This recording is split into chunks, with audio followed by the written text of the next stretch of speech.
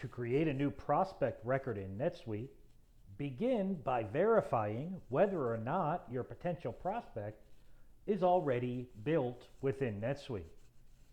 To do that, you can use the Customer City Search. To find the city search, simply go to the global search bar, type Customer City Search, and it'll pop right up. Or, if you've already saved it, you can go to it through your favorites by hovering over the star and hitting Customer City Search Results. Once the search opens, make sure that your filters are exposed, and all you need to do is type a little bit of information about the account to verify whether or not it exists.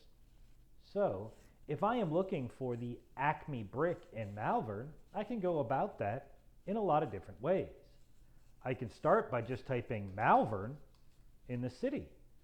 This will give me all of the accounts that are currently built with a default shipping address in the city of Malvern. And you'll see down here towards the bottom, I have a couple of Acme brick facilities.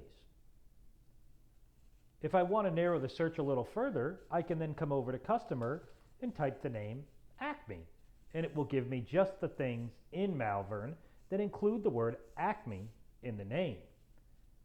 If I know, for example, that there are multiple Acme bricks in Malvern, and I want the one at 1615 Grigsby Ford Road, I can even go so far as to type in a portion of the address, and it will give me only those results. You can use 1, 2, or any combination of the 4 available filters here to verify whether or not your account already exists within Netsuite. If the prospect you are hoping to add does not appear in the Customer City Search, then it's time to add them into the system. To do that, return to your home screen and scroll down to the section marked Quick Add New Prospect. All we have here are a handful of fields that we can fill out. So first, what's the name of this new prospect? We'll call ours Prospect A.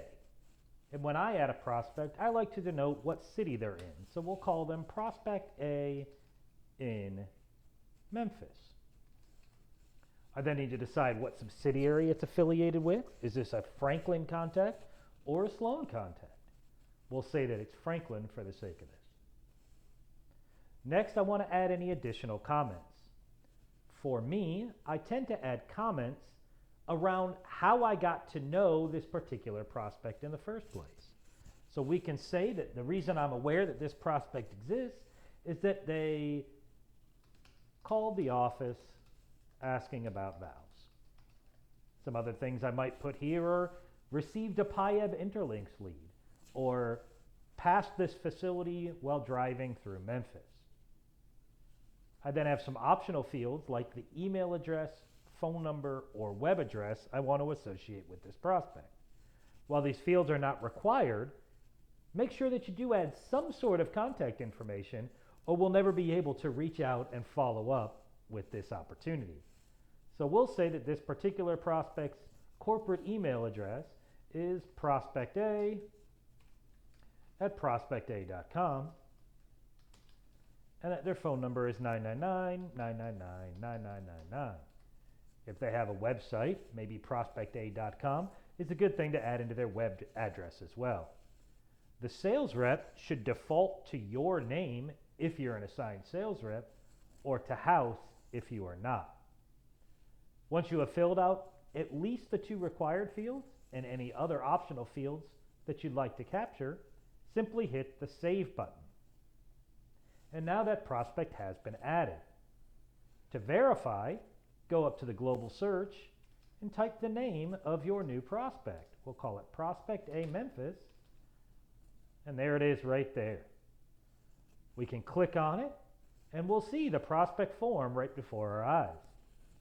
Prospect records are very similar in nature to customer records, so in order to really take advantage of them, the first thing you really want to do when you add a prospect is to add any contacts associated with that prospect. To do that, scroll to the Relationships tab and simply hit New Contact. All right, my new contact for contact A will say his name is John Smith, and his job title is production supervisor. It will assume that Mr. Smith has the same email address and phone number as the corporate one unless you change it, and in this case we're going to change it and say that that John's email address is actually john.smith@prospecta.com, but his phone number is the same as the main phone number, and hit save. And you'll see that John Smith now appears down here at the bottom as my primary contact for this new potential customer. Please note that you can also do things like track opportunities within prospects. To do that, you can go to the Sales tab and click New Opportunity. For more information on opportunities, see the Opportunities video provided. You can also do things like track your activities within a particular prospect. If you want to keep track of when you visited them or when you've had phone calls or emails, you can do that through the Activities subtab under the Main Communications tab. Simply hit Log Task and fill out the form provided. The completed task, we'll say in this case, was a site visit. It's in the funnel. I did it on 8/19 of 2025, and we talked about Mac valves on their sorting application.